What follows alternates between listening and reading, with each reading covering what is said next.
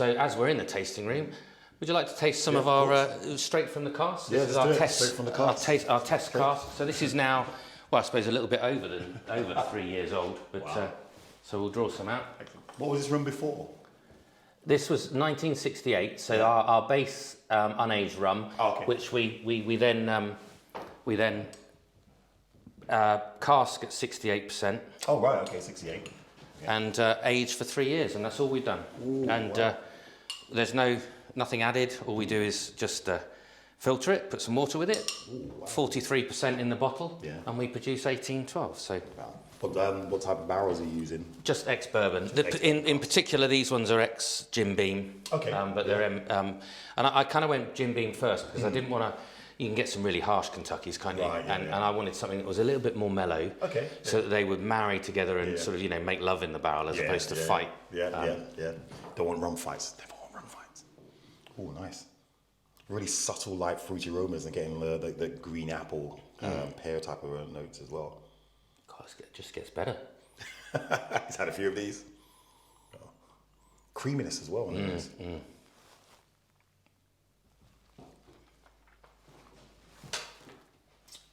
Oh yes. Oh yes.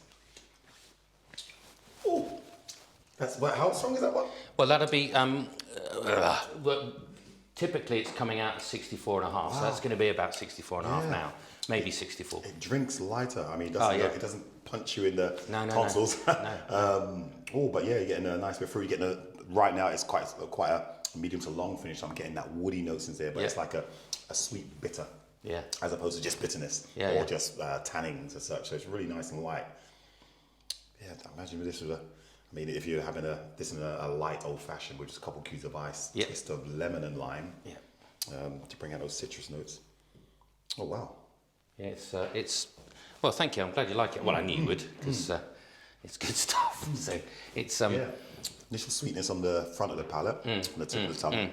Well, that reflects. It dries off a little bit. That reflects the 68 because 68 is 68 isn't soft and smooth and sweet up front with a big fat unctuous underbelly of tropical fruit. And that little nod to agricole. The agricole note goes off a little bit on the aged, which you'd expect. You expect that with the wood was. But obviously, being a 3-year-old, you're still getting a fair bit of bourbon up front, which you can't help. Yeah, and as time goes on, that bourbon will drop off, but it's lovely. So have you used these cask pits? So it was straight from what's called Kentucky, as in. So it's not like it hasn't been seasoned with rum. It's just been straight in there. Straight bourbon. And we are planning to reuse the cask. So you're going to reuse the cask, so they become rum casks. Exactly that. Yeah. So, and we've been asked on several occasions about finishing. I know there's this sort of thing towards finishing rum. I'll nail my colours to the mast. We want to concentrate on producing, proper bona fide, untouched rum. Right. Okay. Yeah. And when we've got that absolutely nailed, 5-year, 7-year expressions, we might look at finishing. But I've always been slightly disappointed with rum that's been finished in a port or a Madeira or something. Well, I mean, the thing is there's different schools of thought. There are some that feel that when you age your rums or finish your rums in another cask, you need to have influence of the wine or whatever was in there, which I personally don't think it should be. I think it should be more about the wood as well. When it was sherry casks and using a different type of wood and different types of size. I know that at Foursquare, for example, they don't say finishing, they say second maturation because you're maturing it again in another type of barrel. So it's I suppose it's horses for courses, but there are a lot of rums and products, cocktails in bottles where they want more of the wine inside with the rum, and the inside the barrel is so saturated, or they've added stuff in there to try to say, it was part of that sherry. Which then comes too much to me up the front. Too much, that overpowers the rum. It's more like a cocktail. Yeah, absolutely. Some of the cocktails are really nice, but it's more cocktail than rum.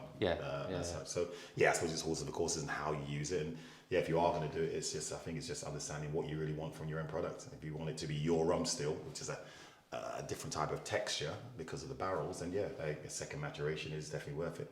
If you want to make a cocktail in a bottle, then that's the way you want to go. Then go for a wet cask. Yeah, exactly. I mean, we'll see how it goes in the future. Never say never. Yeah, it's true. It's nice, good. It's opening up as well. Why don't we go from here to the aging room, and you can see see the casks in the rack, and yeah, try the actual bottled version of 1812. Yeah, sure. Ooh.